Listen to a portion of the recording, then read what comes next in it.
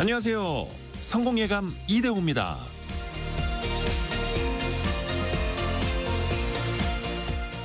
성공의 기준을 마치 사회가 정해놓은 것처럼 보일 때가 있습니다.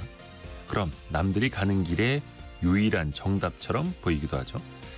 모두가 같은 것을 줬고 같은 기준에 도달하는 것이 당연해 보이기까지 합니다. 하지만 진정한 성공의 기준은 남이 아니라 나만의 가치와 방향에 따라 결정돼야 하죠. 남들이 만들어 놓은 퍼즐 조각을 똑같이 다 끼워 맞춘 것만이 성공의 기준은 아닐 겁니다. 자기개발 작가인 스티븐 코비는 이렇게 말했는데요. 성공의 사다리를 오르는 것도 중요하지만 더 중요한 건 그 사다리가 제대로 된 벽에 기대어 있는지 확인하는 것이다. 여러분의 사다리는 지금 어디를 향해 있나요?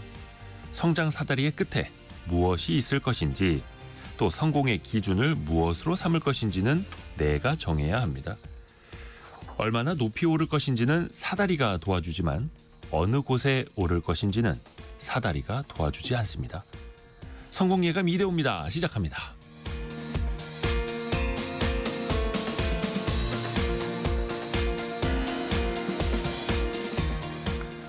안녕하세요. 이대호입니다. 3월 20일 목요일, 오늘 낮부터는 정말로 봄이 찾아온다는 3월 20일 목요일입니다. 아침 9시 6분 현재 함께하고 계시고요. 자, 오늘도 경제상식 퀴즈가 나가는데요. 미국이 이걸 또 어떻게 바꾸자고 할지 긴장이 드는 대목이기도 합니다. 미국이 전 세계에 상호 관세를 부과한 뒤에 양자 무역 협정을 새로 체결할 작정이라고 하죠. 특히 트럼프 대통령과 정책 당국자들이 우리나라를 포함한, 그러니까 상대적인 무역 적자국을 언급하면서 미국에서의 생산, 제조를 강조하고 있죠. 그렇게 되면 미국과 이미 이걸 맺고 있는 우리나라도 기존 협정을 전면 개정하게 되는 것 아니냐, 이런 우려가 나오고 있습니다. 여기서 말하는 이것, 자유무역협정을 영어 알파벳 세자로 뭐라고 할까요? 이게 정답입니다. 자유무역협정, Free Trade Agreement. 요 앞자를 오히려 자유무역협정이라는 것보다 오히려 이 알파벳 세자로 우리가 더 많이 부르게 되죠. 짧은 문자 50원, 긴 문자 100원이 드는 샵 9730 문자 메시지나 KBS 콩으로 정답을 올려주시면 됩니다. 추첨을 통해서 다양한 선물 보내드리고 있고요. KBS 콩 또 유튜브를 통해서도 함께 하시죠. 성공예감 이대호입니다. 자주 검색하시면 성공이 가까워집니다.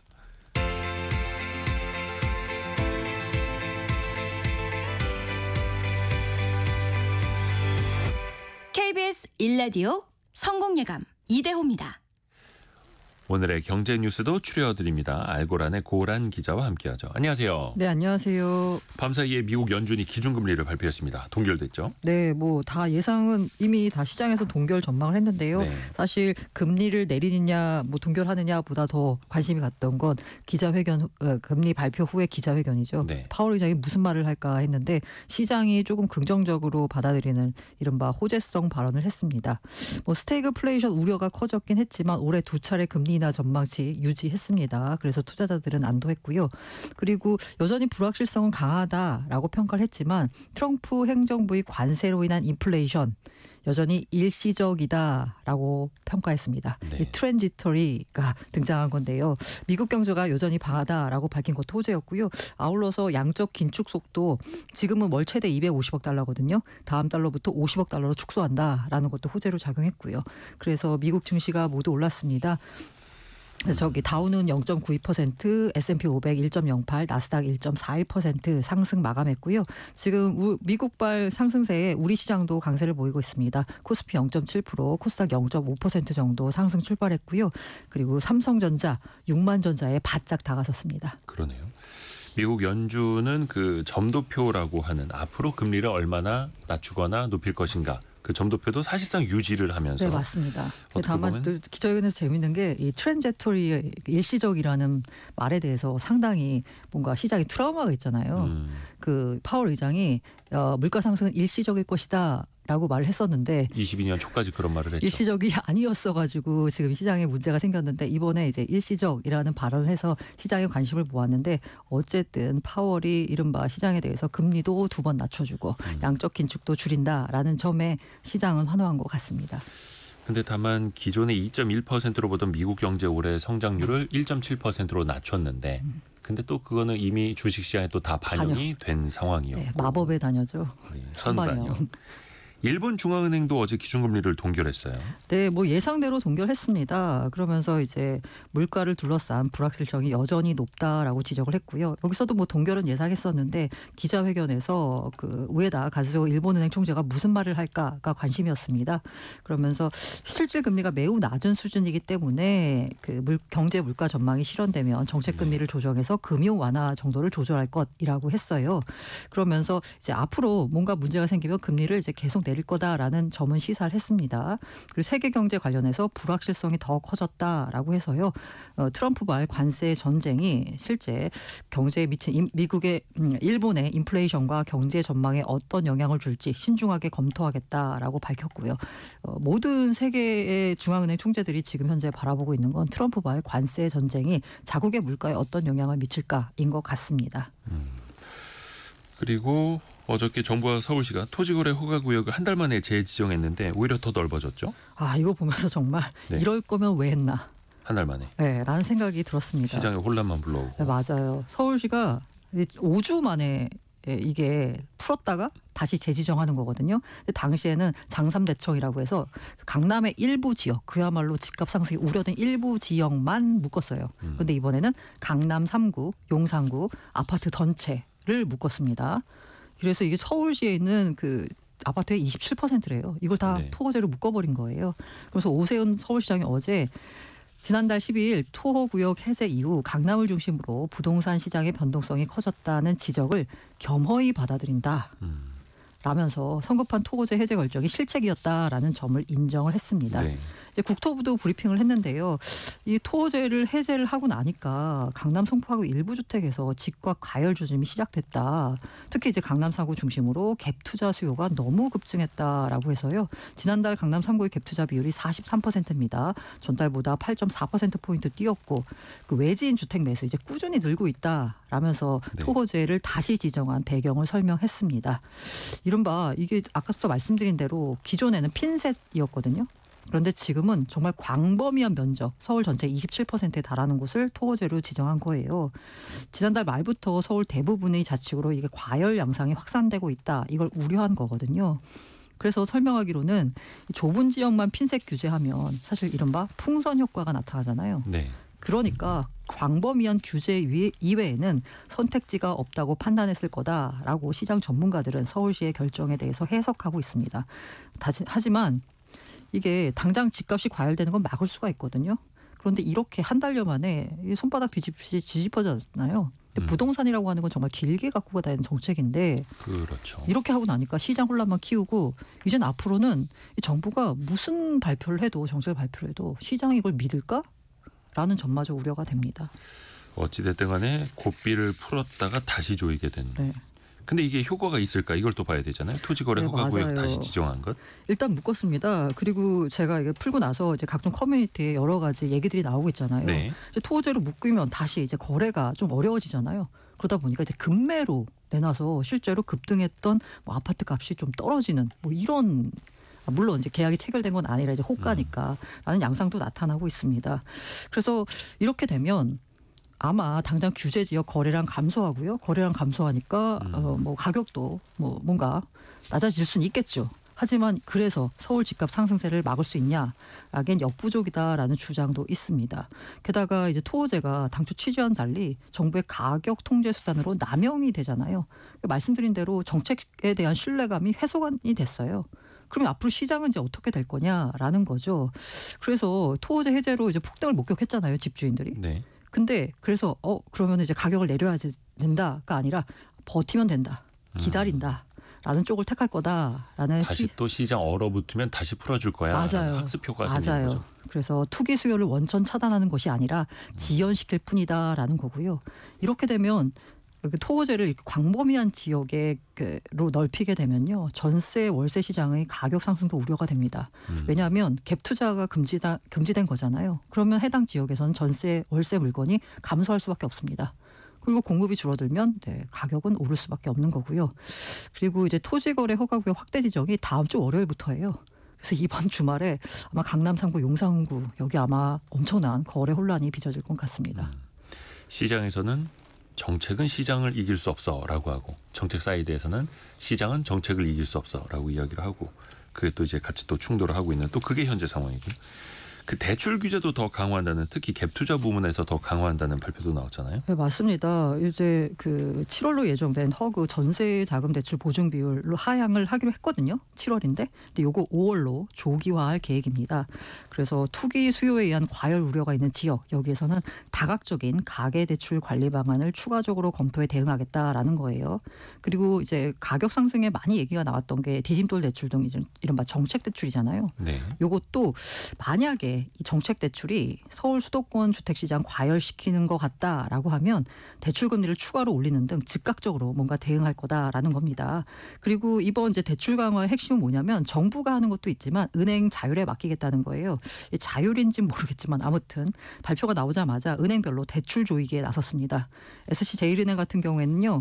다음 주 수요일부터 다주택자에 대한 생활안정자금 목적의 주담대 이거 중단했습니다. 네. 그리고 NH농협은행은요. 내일부터 서울 지역에 한해서 조건부 전세대출 취업 전면 중단하기로 했습니다. 그래서 지금 현재 5대 시중은행 가운데선 하나우리 정도가요. 서울 수도권에 대한 주담대 풀어둔 상태거든요. 네. 그런데 앞으로 아마 두 은행 모두 제한 규정을 부활할 것을 검토 중인 것으로 알고 있습니다. 그리고 조금 전에 채팅창에서 문자 메시지였네요. 6221님이 삼성전자에 투자해서 매도 시기를 놓쳐서 너무 힘들어요. 항상 잘 듣고 있습니다. 이렇게 보내주셨는데 어제 삼성전자 주주총회 열렸잖아요. 뭐 주주들의 성토장이 됐다고. 네, 성토장이었습니다. 뭐 그럴 수밖에 없는 게 국민주잖아요. 국민주. 네. 제가 기억하기로 지난해 상반기 말 기준인가요? 600만 명인가? 500만 명이요. 그렇죠. 500만, 600만. 네, 그러니까 당연히 주가에 대한 쓴소리가 나올 수밖에 없습니다. 국민주 삼성전자 주가가 작년 여름에 8만 원대까지 올랐어요. 그런데 실적 부진되고 반도체 업황 악화. 근데 반도체 업황 악화라고 하는데 사실 삼성전자가 주력으로 하고 있는 부분에 대한 업황이 악화된 거죠. SK 하이닉스는 잘 나갔는데. 네. 그래서 5만 원대까지 떨어졌고요. 오늘 이제 6만 전자 회복하느냐 마느냐 기로에 섰는데 지금 다시 또 약간 상승폭을 줄여가지고 5만 8천 원, 9천 원 밑으로 내려와서 오늘 회복은 어려울 것 같습니다. 그리고 이제 주총을 하게 되면 이제 처음에 이제 경영진이 나와가지고 쭉 설명을 하잖아요. 주총 핵심은 질의응답입니다. 네. 이 질의응답 시간에 주주들이 여러 가지 얘기를 하는데 특히나 이번 주총에서는 주가 부진을 지적하면서 특히 그냥 시장이 안 좋아서 그런 거면은 사실 주주들도 이해를 합니다. 근데 문제는 뭐냐면 경쟁사 대비해서 그렇죠. 유독 삼성전자 주가가 맥을 못 추고 있거든요. 그 이유를 이제 따져 묻고 어떻게 주가를 다시 올릴 수 있느냐라고 했고요. 주주들이 질타를 하니까 경영진은 사실 뭐 어떻게 죄송합니다라고 할 수밖에 없죠. 사과를 했고요. 주주 가치 재고를 약속했습니다.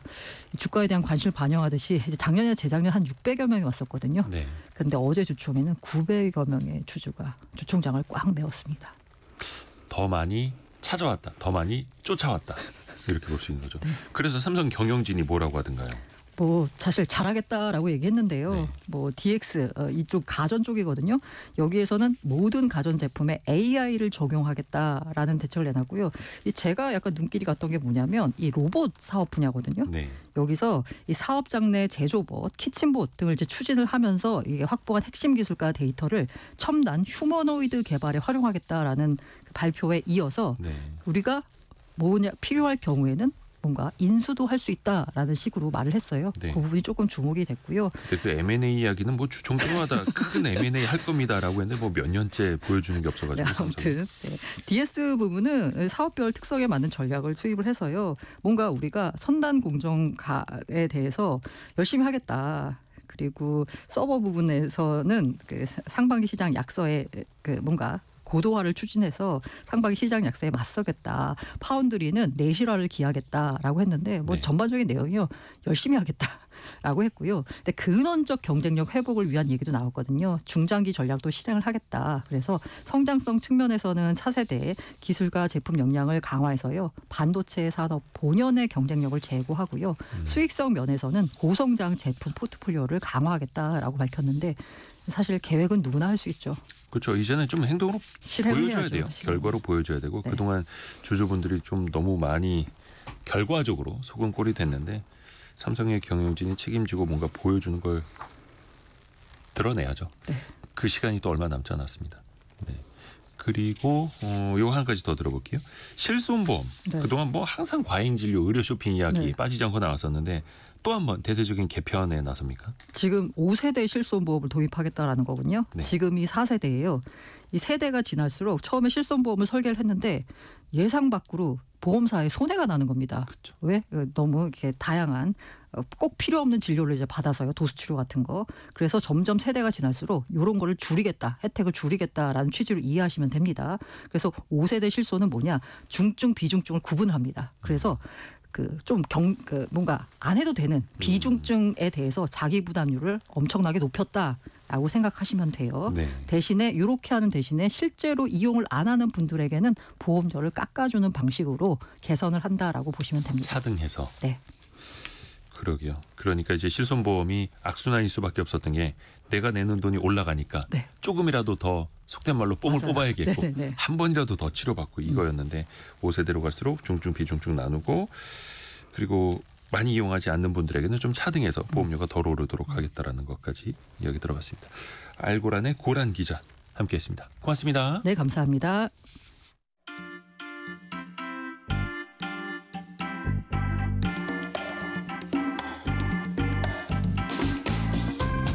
지금 여러분께서는 KBS 1라디오 성공예감 이대호입니다를 듣고 계십니다. 프로그램에 참여하신 청취자 여러분께는 추첨을 통해 Y스트릿에서 밝은 눈과 두뇌 건강, 활력까지 한 번에 와이즈 부스터를, 아름다운 식탁 창조 주비푸드에서 뿌리 담은 리얼 생 와사비를, 쉽고 빠른 판촉물 제작 시너지 기프트에서 무드 등 미니 가습기를, 그리고 성공예감에서 준비한 커피 쿠폰을 보내드립니다. 당첨자는 성공예감 이대호입니다 홈페이지에서 확인하세요. 4770님이 유일하게 즐겨 듣는 프로그램입니다라고. 감사합니다. 정답도 맞춰주셨고요. 1454님 경제상식 퀴즈 정답 맞춰주시면서 우리 남편이 보내라고 해서 보냅니다. 부부 사이 좋아지시라고 1454님도 선물 하나 보내드릴게요. 경제상식 퀴즈 알파벳 세자인데요. 자유무역협정. 사실 자유무역협정보다는 보도에서도 이 알파벳 세 글자로 훨씬 더 많이 부르게 됩니다. 아마 여러분도 이제는 그게 더 편하실 것 같은데요. 회원국 사이에 그 무역을 자유롭게 하기 위해서 관세를 포함해서 각종 제한 조치를 없애는 말 그대로 프리하게 무역하자라는 약속인데요. 우리나라는 약 60개 국가와 이걸 체결하면서 그야말로 글로벌 무역 강국으로 자리 잡고 있죠. 그런데 미국이 이걸 맺은 나라들까지 이제 다시 테이블 위로 끌어가려고 하고 있죠. 대폭 개정하거나 새로운 협정을 체결할 수도 있는 상황. 물론 본격적으로 이야기는 아직은 안 나왔습니다만 우리가 미국과 맺고 있는 이것을 재개정이 아니죠. 재개정 할 수도 있다라는 우려가 커지고 있죠. 0007님 이거 처음에 협정 맺을 때도 고통이 많았었는데요. 그렇게 맞습니다. 2010년대 초반이었죠. 국회에서도 막 국회의원들 엄청나게 막 몸싸움하고 특히 농산물 이것 때문에 농축산 농민분들도 많이 반발했던 그 기억이 있는데요. 그걸 2018년에 한미 이거를 재협상을 해서 개정을 했는데 그거를 이제 트럼프 대통령 2기 집권 시대에 또 한 번 뭐 어떻게 하자 또 이렇게 될 수도 있고요. 많이 혼란스럽습니다. 8701님도 이거 체결할 때 걱정이 참 많았었는데 이제는 또 파기할까 걱정이 되는 시대에 살고 있네요. 이렇게 보내주셨고요. 그리고 2956님은 이 협정을 맺어도 힘이 약하면 소용이 없다는 생각이 드네요. 이렇게 맞습니다. 이게 국가 간의 약속이기는 한데 약속을 맺은 친구가 힘이 세다는 이유로 야, 그 몇 년 전에 한 거잖아. 다시 해. 내가 생각해보니까 불리한 것 같아. 다시. 이러면 또 그렇게 할 수밖에 없는 게 사실 외교는 정의보다는 힘의 논리라고 하죠. 우리도 힘이 더 강해질 필요가 있습니다. 여러분이 생각하시는 그 알파벳 세자를 보내주시면 됩니다. 자유무역협정. 짧은 문자 50원, 긴 문자 100원이 드는 샵 9730 문자 메시지. 그리고 비용이 들지 않는 KBS 콩 어플리케이션이 열려 있습니다.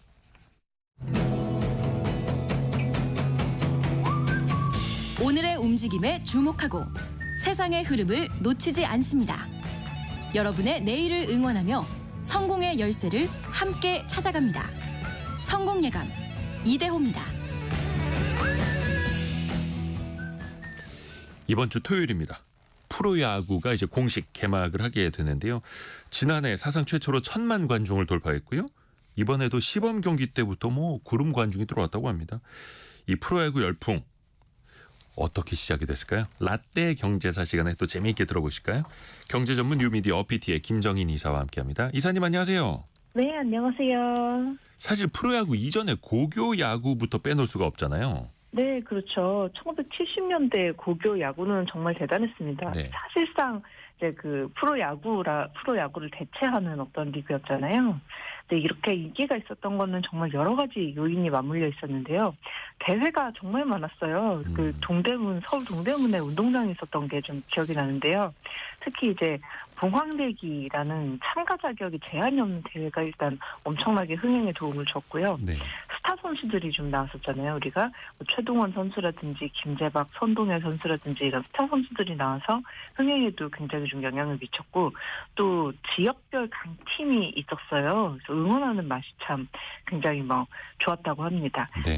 얘기를 해보자면 서울의 경북고, 용산고, 설림산고가 있었고 인천의 제물포고, 부산에는 부산고, 경남고, 대구산고, 광주일고, 광주산고 등 이제 지금은 막 그렇게 고등학교를 가지고 뭔가 이름을 얘기하는 게 많지가 않은데 이때 야구 명문고를 찾아보면 굉장히 이름이 많더라고요. 이 구도가 프로야구로도 좀 고스란히 이어지는 것을 볼 수 있었습니다. 그리고 또 예전에 택시 타면 라디오로 야구 중계 들으시는 택시기사분들 참 많으셨거든요. 네. 뭔가 머릿속으로 막 상상하면서 그 짜릿함을 같이 느꼈다. 물론 지금도 일부 지역방송에서는 라디오로 또 그 야구를 생중계합니다만 네. 실제로 야구 인기를 끌어올리는데 라디오도 큰 역할을 했죠. 그럼요. 라디오가 굉장히 큰 역할을 했었죠. 네. 네, 우리나라에서 야구가 전국적인 인기를 끌게 된 거는 미디어 자체의 발전도 좀 굉장히 맞물려 있는데요. 네. 이때 라디오뿐만 아니라 방송사들도 고교야구 전국대회를 전면 생중계를 시작을 하면서 이제 굉장히 좀 전국 스포츠로 발돋움을 하게 됩니다. 근데 이때 가장 영향력이 있었던 매체는 사실 TV가 아니라 라디오였거든요. 1970년대 우리나라 가구당 라디오 보급률이 한 60%에서 70% 정도 됐었고 1970년대 후반에는 그냥 모든 가정에서 라디오 하나씩은 갖추고 사용을 했다고 봐야 되는 수준이에요. 네. 그런데 야구 생중계를 하면은 이 야구라는 스포츠가 참 라디오 중계하기가 좋은 스포츠입니다. 길죠, 자세하죠, 룰이 많은데 또 깐깐하죠. 그러니까 이제 듣는 것만 해도 굉장히 좀 재미가 있었고 그쵸. 그러다 보니까 주요 경기의 라디오 청취율이 30%에서 최고는 40%대까지도 갔다고 합니다. 와, 머릿속으로 참 그려지기도 하죠. 그 야구장의 모습이. 네, 한 번만 보면 딱 그려지죠. 또 그 시절에는 야구 잘하면은 대기업이나 은행에 취업할 수도 있었다고요. 네, 그렇습니다. 사실 이제 프로리그 출범 이전인 1982년까지는요. 네. 이제 야구는 고교야구, 대학야구, 실업야구가 이렇게 지탱을 했었는데 그 실업야구가 사실상 최고 수준이었기 때문에 고교야구를 하다가 이제 실업야구로 바로 넘어가는 그 코스에서 이제 그 취업이라는 어떤 은행이라는 이런 공공기관들이 좀 끼어 있었어요. 그 실업야구는 사실 이제 역사가 굉장히 오래됐는데 네. 이때 일제 강점기 때부터 철도청이라든지 아니면 조선은행이라든지 중앙일보, 경성전기 이런 실업팀이 있었는데 이게 해방 후에도 이제 은행이나 공공기관으로 그대로 이어지면서 바로 이제 그 취직을 할 수 있는 취업을 시켜줄 수 있는 풀이 있게 됩니다. 그래서 이때는 고교 야구팀에서 실력이 좋으면요 바로 은행 실업팀에 스카우트를 해갔습니다. 그리고 실업 야구팀에 입단을 하면 또 병역 면제가 되었기 때문에 1962년 기준에 고등학교를 졸업하고 은행 야구팀에 입단한 선수의 월급이 한 7,000원, 8,000원 정도 했었는데요. 네. 당시 고시에 붙은 5급 공무원은 월급하고 맞먹는 액수였습니다. 굉장히 좋은 대우였는데 네. 근데 프로야구 출범을 하면서 이렇게 은행이나 기업에 취직하는 문화는 좀 사라졌어요. 실업야구가 일제 강점기 때도 있었고 네. 은행 야구팀에 60년대에 그 입단을 하면 5급 공무원 네. 행정고시 패스한 사람과 거의 동등한 급여를 받았고 또 70년대부터였던가요? 대기업들이 야구단을 이제 창단하기 막 시작했잖아요. 네. 대기업들이 왜 이렇게 관심을 보이기 시작했을까요, 당시에? 대기업이 그렇게 관심을 보이면서 본격적인 프로야구가 시작이 됐는데요. 네.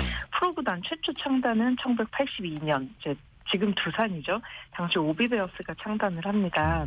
근데 이제 실업야구까지 치면은 롯데가 1975년부터 실업팀 운영을 했는데, 이렇게 스포츠의 기업들이 뛰어드는 거는 역시 일단은 원론적으로는 좀 마케팅을 많이 노리는 거죠. 이제 아무래도 1970년대, 1978년대에는 미디어가 충분히 발달을 하지 않았었기 때문에, 그리고 또 고도성장기였잖아요. 네. 그러니까 대기업들이 전국의 최고 인기 스포츠 리그인 야구 구단에 이름을 붙이는 거, 뭐 롯데 자이언츠, LG 트윈스, 오비베어스 이렇게 이름을 넣어서 부르게 되면은 그만한 홍보 효과가 또 없었습니다. 그리고 이제 정책적으로도 당시는 좀 굉장히 좀 역동적일 때였잖아요. 그러니까 네. 대기업이 국민의 편이라는 이미지를 주는 것이 정부한테도 굉장히 중요했고 기업한테도 굉장히 중요했어요. 양극화가 지금보다도 훨씬 심했고 또 정치적으로 불안정했기 때문에 그래서 이제 대기업들이 이제 프로 구단에 뛰어들게 된 거죠. 그렇죠. 그렇게 되면서 대기업도 홍보도 하고 이미지도 좋아지고 그러다 1982년이었죠. 82년에 프로야구 네. 출범한 게 그때는 6팀이었던가요? 네네 그렇습니다. 이제 뭐 MBC 청룡 그리고 롯데 자이언츠 부산이죠. MBC 청룡이 서울이고 롯데 자이언츠가 부산이고 삼성 라이온즈가 대구 또 오비베어스 대전 해태 타이거즈 광주 산미 슈퍼스타즈 인천 이렇게 6개 팀으로 시작을 했는데요. 이 중에서는 이제 MBC 청룡하고 산미 슈퍼스타즈가 대기업이 아니었습니다. 야구가 전업인 시대가 등장을 했어요. 월급이 아니라 연봉의 시대가 열렸다고들 얘기를 하는데 네. 이때 정말 정부가 국민 여가 문화 조성을 위해서 프로야구 창설을 대기업에 굉장히 강력하게 권유를 했습니다. 사실 근데 이때 대기업에 정부가 권유를 했다라고 하면은 권유보다는 조금 더 강한 걸로 봐야 되겠죠. 그래서 당시 이제 전두환 정권의 3S 정책이 유명한데요. 네. 여기 스포츠가 들어있고 야구뿐 아니라 프로축구라든지 씨름, 복싱까지도 활성화를 시키려고 했었는데 이 중에서 가장 효과를 보고 전국적인 스포츠로서 자리 잡아서 아직까지 국민 스포츠로 인기가 있는 스포츠는 이제 야구라고 볼 수 있습니다. 그렇죠. 가장 꾸준히 인기를 얻고 있고 또 안진수님이 오비베어스는 충청도였죠. 맞습니다. 그 대전이라고 말씀을 드렸는데 그 지금은 이제 두산 베어스가 서울을 연고로 합니다만 네. 또 대전을 연고로 하고 있는 건 예전에 빙그레 이글스부터 한화 이글스까지 이어지고 있고 맞습니다. NC 다이노스 나중에 창단을 했습니다만 여기는 이제 창원으로 또 KT 위즈도 수원으로 그러니까 연고지를 한 곳이 갖고 있잖아요. 네. 그 지역을 중심으로 야구단을 만든 것도 이게 다 이유가 있었다고요. 네, 그렇습니다. 사실상 이제 프로구단 자체가 애초에 정부의 좀 권유가 많이 들어가 있다고 봐야 되는데 네. 이때 또 지역 연고제를 택하게 돼요. 도시도 아니고 광역으로 해서 연고제를 택하게 되는데 사실 이제 정치적인 안배가 좀 있기는 했습니다. 사실 우리 올림픽 같은 거를 보면서도 이제 뭐 그냥 학술적으로 하는 얘기입니다만 이제 국가 대항전은 뭐 대리전이다 이런 이야기를 하기도 하잖아요. 네. 근데 그만큼 이제 뭐 이게 뭐 치열하다 이런 얘기가 있고 좀 이제 자기의 연고에 몰입을 해가지고 열심히 본다 이런 의미가 있는데 어쨌든 이제 프로 구단에서 지역 연고제를 택하면서 이제 정치 이야기 대신 야구 이야기로 이걸 좀 카타르시스를 느낄 수 있게 된 거예요. 아하. 당시 많은 정치적 사건으로 발생한 지역 감정이 좀 풀린 면도 있고 강화된 면도 있고 그렇습니다.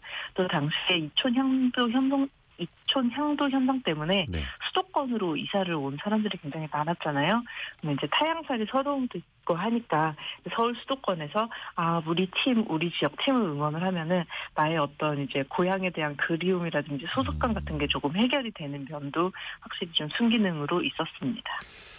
지금 KBS 콩으로도 김영대님이 82년 창단 때부터 지금까지 팀명이 그대로인 두 팀, 삼성 라이온즈, 롯데 자이언츠 이렇게 이야기해 주셨고요. 이정옥님은 산미 슈퍼스타즈는 인천이었죠. 이렇게 또 보내주셨고 추억이 또 새록새록 떠오르기도 합니다. 근데 약간 말씀하셨습니다만 사실 80년대 90년대까지는 지역 감정이 좀 격했어요. 이게 네네. 또 프로스포츠로 막 표출이 되기도 했었고 좀 사건 사고도 있었죠. 맞습니다. 사실 이제 거친 팬덤 문화라고 하면 우리 흔히 영국의 프로축구 많이 떠오르게 되는데 훌리건이 사실 사실 1990년대까지 우리나라 야구 팬덤도 그에 못지않은 좀 거친 문화가 있었습니다. 네. 그래서 라이벌 경기가 있거나 라이벌 팀한테 지는 날에는 관중의 패싸움이 벌어지기도 하고요. 한 번은 선수단 버스가 좀 불타기도 하고요. 경기 중에 관중들이 심판을 좀 집단 폭행하는 일도 있었습니다. 1990년까지 공식적으로 집계된 경기장 난동 사건만 좀 50건이 넘어요. 네. 그래서 영화 해운대 촬영 당시에 좀 에피소드가 있는데 당시에 롯데 자이언츠의 이대호 선수가 특별 출연을 했거든요. 네, 맞아요. 근데 이제 그 설경구 배우가 술에 취해서 온갖 욕을 좀 퍼붓는 어떤 그런 에피소드가 있었는데 이게 너무 사실적이어가지고 진짜 화가 났다고 밝히기도 했습니다. 영화 안의 사건이에요. 영화 안의 사건. 네. 그래서 이게 항상 좀 지적되는 문화이기는 했어요. 스포츠 리그 자체는 너무 좋은데 출범의 정치적인 의도가 약간은 있다 보니까 이게 부작용이 완화되지 않고 좀 표출이 되는 것이 아니냐 하는 이제 비판적인 사설이 항상 시즌 때마다 신문에 좀 실리기도 했었습니다.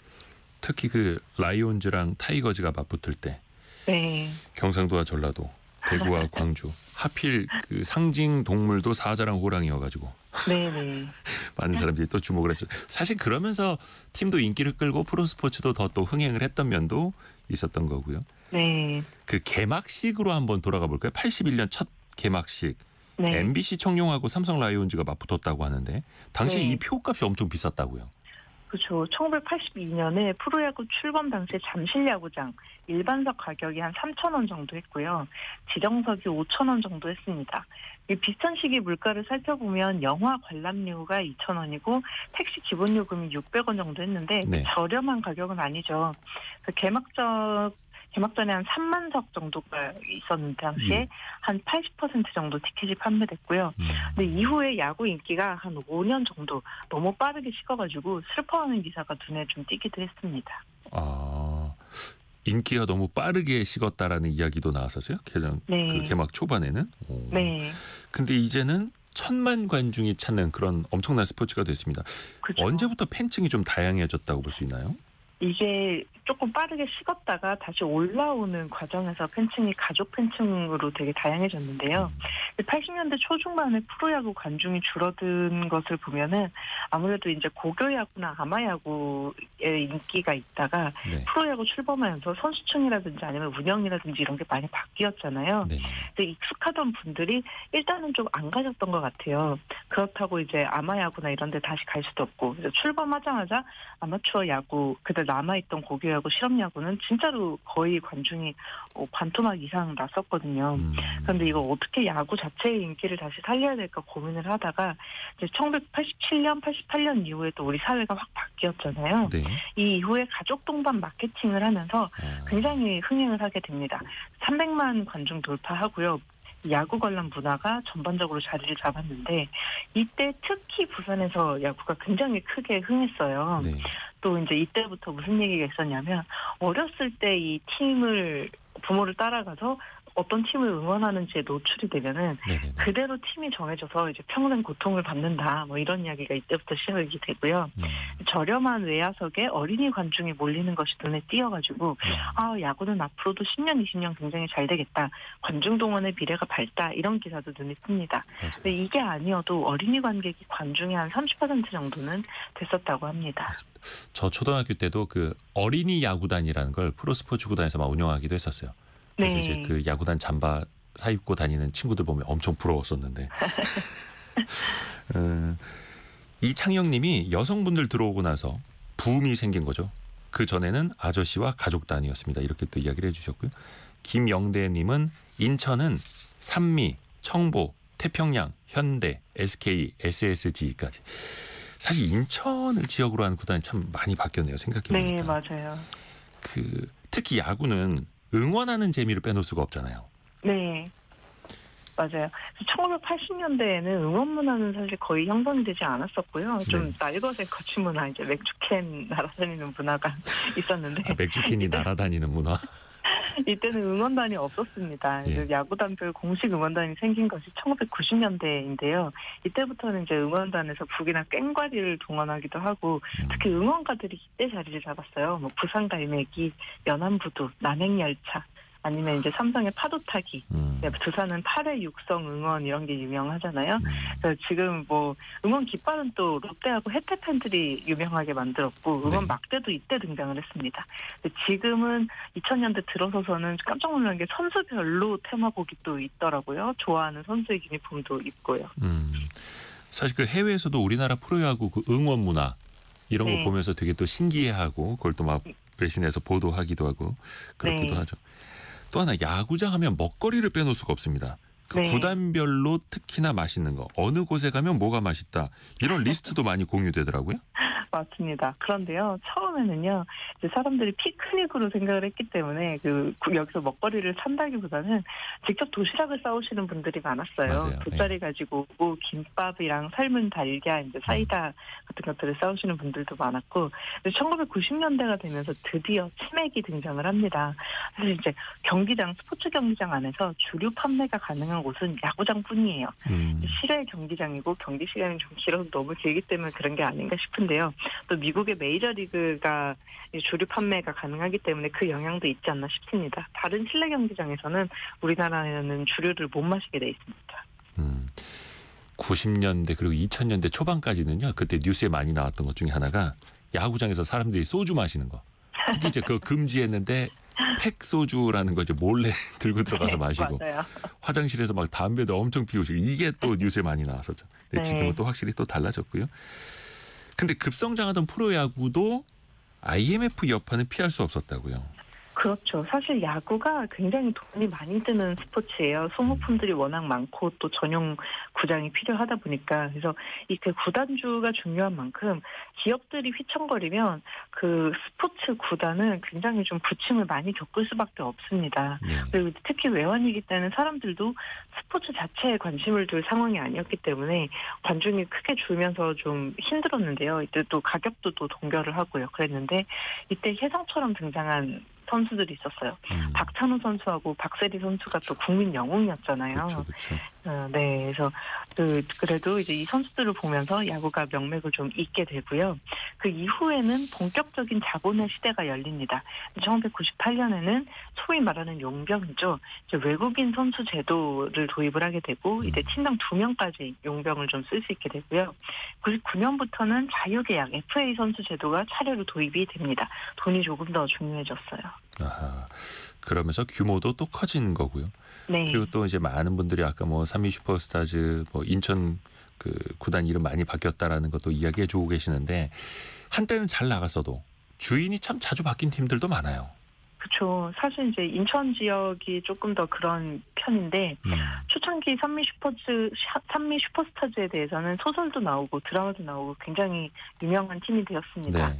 산미그룹이요. 철강업을 하던 기업이었는데 재정난이 심했어요. 예. 1985년에 청보식품으로 구단이 매각이 됐는데 이 청보도 또 경영난으로 태평양, 그러니까 지금 애경이죠. 여기에 매각이 됐습니다. 그런데 1995년에 현대가 프로야구 진출을 선언하면서 구단을 인수를 해요. 네. 근데 이제 2000년대 중반에 또 현대그룹이 또 해체를 하게 되면서 운영이 어려워졌습니다. 사실 되게 강팀이었거든요. 그래서 굉장히 아쉬움을 많이 샀는데 지금은 이제 키움 히어로즈라고 돼 있는데 대기업 소유가 아닌 히어로즈라는 이름만 그대로고요. 메인 후원사에 따라서 이름이 좀 바뀌는 조금 저는 좀 더 앞섰다기보다는 좀 더 그 약간 진화된 운영이라고 보는데 네. 그러니까 지금의 메인 스폰서는 히어로즈의 메인 스폰서는 키움증권입니다. 우리 히어로즈, 서울 히어로즈, 넥센 히어로즈로 계속 이름이 좀 바뀌었었고요. 그래서 해태도 기아로 구단주가 바뀌면서 브랜드가 바뀌었고요. 쌍방울 레이더스도 SK 와이번스가 됐다가 좀 쓱 랜더스로 됐고 청룡 MBC 청룡도 LG가 좀 인수를 됐고 이러면서 구단주가 바뀌면서 이름이 바뀐 구단들이 좀 많습니다. 정말 이제 돈이 좀 드는 스포츠죠. 네.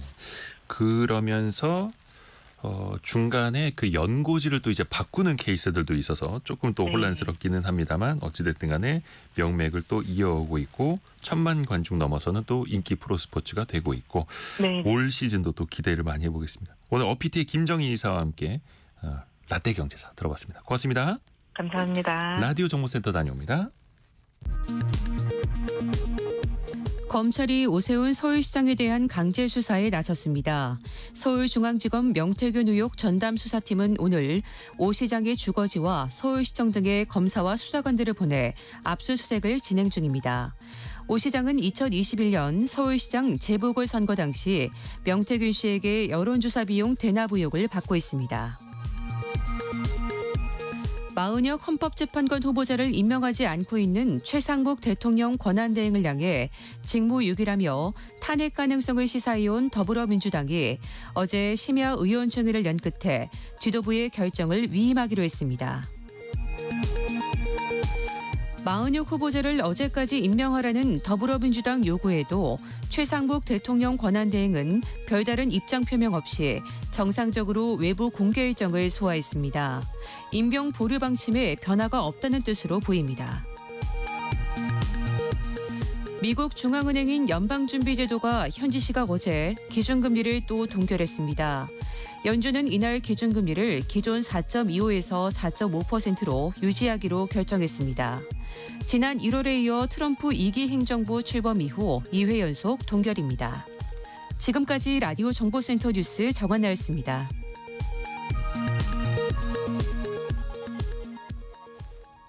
이런 MBTI 유형이 부자될 확률이 높다더라. 투자 잘하는 MBTI 순위는 이런 거다. 이게 온라인에 이런 정보가 참 많거든요. 진짜 돈 잘 버는 성격이라는 게 성향이라는 게 따로 있는 걸까요? 그러면 나의 성향은 투자할 때 도움이 될까요? 같이 한번 알아보시죠. 심리학개론 시간입니다. 경남대 심리학과 김태훈 교수와 함께합니다. 교수님 안녕하세요. 네, 안녕하세요. 그 ISTJ가 주식 투자할 때 가장 유리하다라는 또 이야기가 있고, 네. 사업할 때는 뭐 ESTJ 뭐 이런 게 훨씬 더 낫다. 성공하는 사업가 유형이다. 이런 이야기 있잖아요. 네. 이런 게 과연 맞을까요? 일단 학문적인 근거는 전혀 없습니다. 아 그래요? 네. MBTI 유형을 투자 형태로 연결하거나 혹은 네. 뭐 어떤 유형이 부자가 된다 이런 거는 검증된 이야기가 아니고요. 이게 네, 그냥 재미로. 너무 빨리 그냥 일반화해 버리는 걸까 이거는? 네, 우리가? 그냥 과도하게 일반화하는 거고요. 예를 들면 이성적이고 계획적인 사람이 부자가 된다. 이성적이고 계획적인데 부자 안 된 사람도 되게 많아요. 아 그렇죠, 그렇죠. 네. 근데 그래서- 부자 중에서는 네. 계획적인 사람이 많더라. 또 이렇게 거꾸로 또 뒤집어서 보기도 그것도 하잖아요. 역시 예. 검증이 불가능한 얘기고요. 만약에 그런 얘기가 맞다면 특정 성향이 부자가 된다 이러면 부자는 타고나는 거란 얘기거든요. 그러면 기질이나 성향에 따라서. 그렇죠. 유전자 검사만 하면 되죠. 근데 사람들은 꼭 이런 얘기에 관심을 많이 갖는단 말이에요. 네, 일단 재미있어요. 예. 그래서 그냥 재미로 하시는 정도는 저도 괜찮다고 봅니다. 근데 그 기저를 보면 경제적으로 성공하고 싶은 욕망이 좀 작동하는 게 아닌가 싶은 게요. 예를 들어서 특정 유형이나 성향이 부자다 이러면 나 그런 건데 이렇게 심리적인 거리를 좁히는 느낌도 좀 있고요. 네네네. 또 반대로 방어 기제도 작용하는 것 같습니다. 방어 기제. 네. 내가 부자가 되지 못한 이유는 저런 유형이나 성격이 아니라서 그런 거야. 이렇게 변명으로 쓸 수 있거든요. 그러면 조금 이제 구체적으로 나아가서 네. 나한테 맞는 투자 방법이라는 게 있을까요? 이게 어떻게 보면 사람도 그 사람의 성향에 네, 따라서 뭔가 네. 또 행동을 달리할 필요도 있잖아요. 참고할 만한 그런 검사들이 있긴 합니다. 네. 심리학에서 그 아주 많이 사용하고 있는 성격 검사 중에 헥사코라는 게 있는데요. 헥사코. 네, 헥사코 이거 알파벳 조합이에요? 맞습니다. 그러니까 HEXACO. 네. 이 H는 정직 겸손성이고요. 예. E는 정서성, X는 외향성, A는 원만성, C는 성실성, O는 개방성입니다. 네. 이 특성이 어느 정도 가지고 있느냐로 성격을 설명하는 건데요. 예를 들면 정직 겸손성이 좀 높은 분들은 네. 고수익을 추구하기 위해서 누군가를 속인다 이런 행동은 안 하겠죠. 그러겠죠. 네. 반면에 이 정서성이 높은 분들은 불안해서 손실을 좀 회피하고 싶은 성향이 크고 아 정서성이 높을수록. 네네네. 패닉 셀링, 추격 매수 이런 네. 거 하실 수도 있습니다. 감정에 휘둘려서. 네네. 아 여러분 공감하시면 글을 올려주세요. 예. 외향성은요? 외향성은 마찬가지인데요. 외향성이 높으면 누군가의 말에 잘 휘둘릴 가능성이 높습니다. 아, 오히려 외향성이 높을수록요? 네. 원만성은 어떤 의미예요? 원만성은 두루두루 잘 지내는 거예요. 예. 그러면은 이런 분들이 귀가 얇을 가능성이 있습니다. 어느 정도 이해가 됩니다. 성실성은요? 성실성은 조금 계획적으로 접근하고 그다음에 상당히 신중하게 접근하고 뭐 이런 성향을 보일 수 있죠. 개방성 같은 경우에는 이렇게 원만성, 외향성하고 이어지는 건가요? 개방성이 높으면 저거 굉장히 비전 있는데 하는 스타트업에 투자하실 가능성이 높다고 볼 수 있죠. 막 상장 초기 기업이나 미래 신기술 기업에 이런 게 그래요. 그 차분하고 조금 신중한 사람 아니면 여유가 있는 사람 오히려 그런 사람들은 또 투자를 잘할 수 있지 않을까요? 성향상? 이게 이렇게 가시면 안 돼요. 모든 분야에서 투자를 잘하는 특별한 성격이 있다. 이거는 아닙니다. 일반화해서는 안 되고. 근데 투자의 종류에 따라서 조금 괜찮은 잘 맞는 성격이 있다. 이렇게는 할 수 있거든요. 예를 들면 성실성이 높고 정서성이 높고 원만성이 높으면 아무래도 안정적인 장기 투자를 할 가능성이 높겠죠. 반면에 정직 겸손성이 낮아요. 네. 그리고 정서성이 낮아요. 개방성이 높으면 고위험 고수익을 추구하는 모험적인 투자를 하실 가능성이 좀 높습니다. 그러니까 내가 어떤 분야에 지금 투자를 하고 있느냐와 내 성격을 좀 연결해서 보시는 거는 괜찮아요. 아유, 저 오랜만에 들어보는 표현을 박영은님이 올려주셨네. 노름 좋아하는 사람. 노름 좋아하는 사람. 이렇게 투기적으로 가는 것도 어떻게 보면 그 기질 성향에서 나오는 걸 수도 있겠고.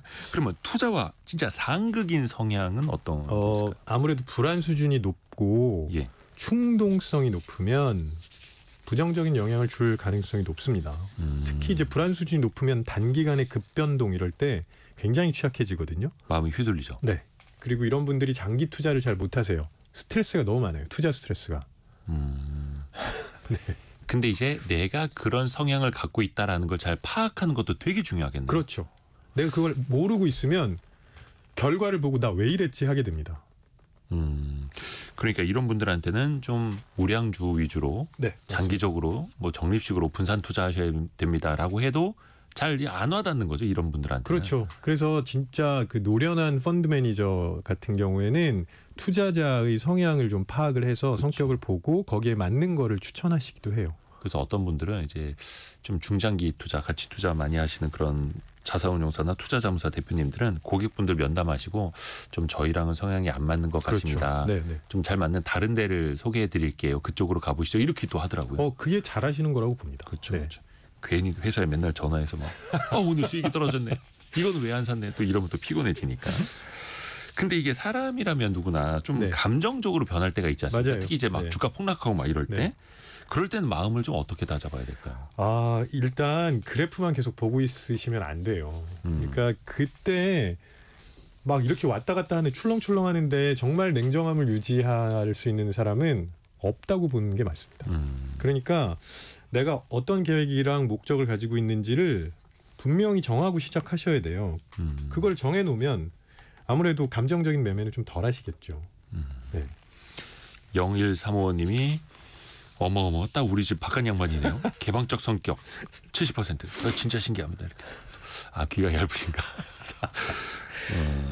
그러니까 그 시각적으로 그러니까 어떤 기업의 본질 펀더멘털이 달라진 건 아닌데 그냥 시장의 수급에 따라서 막 주가 등락하는 모습을 실시간으로 보고 있으면 누구나 흔들릴 수밖에 없는 거죠. 당연하죠. 그래서 그걸 또 멀리 해볼 필요도 있고. 근데 또 반대로 아예 나는 내 주식 쳐다보지도 않는다. 닫아버린다. 기절매매라고 하는데 약간의 회피형일 수도 있을 때고요. 이거는 그럼 투자할 때는 어떻게 좀 좋은 성향입니까? 안 좋습니다. 이것도 안 좋은 거예요? 제가 이쪽이라서 잘 알고 있습니다. 너무 약간 회피하려는? 저 사놓고 한참 안 보고 있다가 마이너스 90%. 그러세요? 자랑스러운 이야기는 아닙니다만 이렇게 쓴 웃음을 짓고 계시고. 그러면 이건 어떤 심리에서부터 비롯되는 거예요? 그냥 피하고 싶은 거예요? 그렇죠. 불안감 때문에 계속 회피하는 거예요. 근데 이게 굉장히 위험해요. 생각해보면. 이런 회피형 투자자가 왜 수익을 못 올리느냐. 시장이 안정적이면 뭐 요즘 시장 그냥 지루하구나. 이러고 안 보세요. 만약에 급락하고 있어요. 그러면 이거 망하는 거 아니야? 하고 무서워서 절대 사지 않습니다. 조금 더 계속 지켜보자고 하시다가 다시 변동하면 이거 위험한 것 같은데 이렇게 생각을 하시고 많이 오르면 이제 좀 괜찮아지는구나 하다가 꼭지를 잡게 됩니다. 그러니까 그냥 회피하는 것도 좋은 건 아니고 사실은 뭐 회사의 재무나 실적, 네. 기술 상황 또 체크를 하기는 해야 되는데 네, 주식 네. 투자자라면 또 반대로 또 너무 재고 따지다가 시간만 보내는 경우도 그렇죠. 있는 거고요. 네. 너무 신중해서도 그렇고. 너무 신중하면 타이밍을 놓치실 수밖에 없거든요. 예. 이것도요. 보수적으로 계속 접근하시는 거예요. 불안하니까. 그러니까 신중한 분들이 잘 들여다보면 그중에 정말 꼼꼼하게 분석하시는 분들도 있지만 네네네. 불안 때문에 무언가를 못하시는 분들도 되게 많아요. 불안 때문에 오히려 네. 더 못하게 되는. 그게 사실은 신중한 게 아니라 우유부단한 거죠. 그러네요. 네. 겉으로 신중하게 보이지만. 네. 그러면 이게 약점을 좀 보완해서 투자 수익률을 높이려면 어떻게 해야 합니까? 좀 일단 조언을 좀 해주세요. 본인의 약점이 있다는 거를 인식하는 건 굉장히 좋은 신호입니다. 인식하는 것부터. 네. 제가 말씀드렸던 그런 투자 그 약점과 연관되는 성향들이 있으시다면 그럴 때는 전문가한테 맡기시는 게 좋아요. 펀드 매니저 잘 찾아보시거나 아니면 그렇죠. AI 시스템 사용하시는 것도 괜찮거든요. 네네. 네. 그러니까 본인이 귀가 얇은 스타일이란 걸 본인이 아는 것부터가 중요한 네, 거네요. 그게 출발점이라고 생각합니다. 그렇죠. 거기에서부터 경남대 심리학과 김태훈 교수와 함께했습니다. 고맙습니다. 네, 고맙습니다. 감사합니다. 2부에서는요. 돈줄 상담소로 이어갑니다. 돈줄 상담소도 자신들의 어떤 재무 상황, 재정 상황을 잘 파악하는 게 사실은 중요하죠. 오늘의 사연은요. 6명이 사는 대가족인데 이번 달부터 1명이 독립하면서 수입이 줄어듭니다. 그런데 지출은 매번 마이너스인 상황인데 또 좀 돈줄 날 이야기들이 많이 담겨 있는데 2부 때 한번 들어보세요. 오늘도 재미날 겁니다. 잠시 뉴스 들으시고요.